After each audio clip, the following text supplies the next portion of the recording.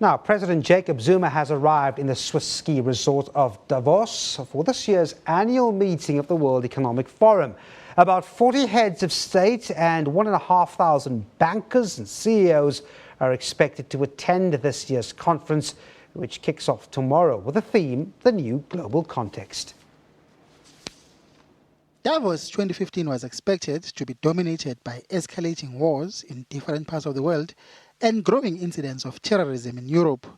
In fact, the World Economic Forum has identified security as the biggest threat facing the world economy over the next 20 years.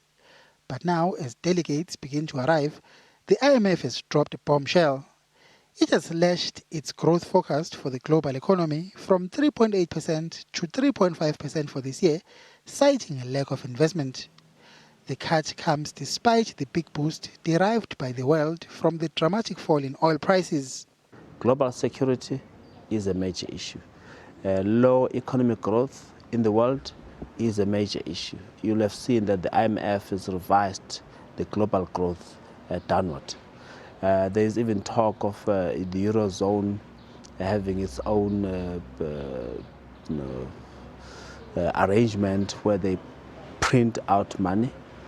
So, President Zuma and his big delegation of ministers have their work cut out trying to sell South Africa as an investment destination during the conference. We have to explain to the world what is happening with our power utility Eskom.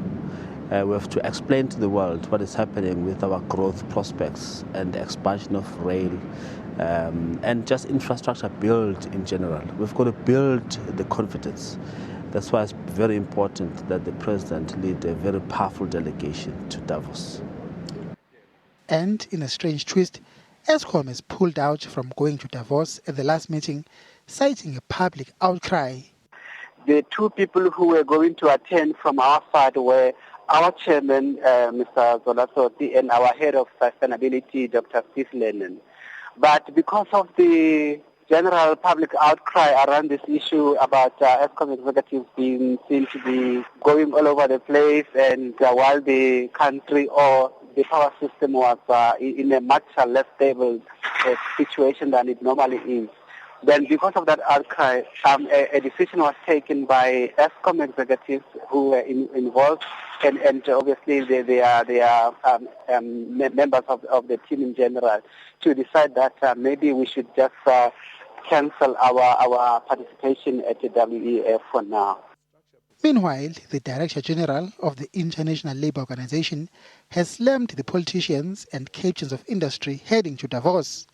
He's accused them of paying lip service to reducing inequality in the world, despite the issue always coming up for discussion at the annual gathering. Mbongeni Mutua, SABC News.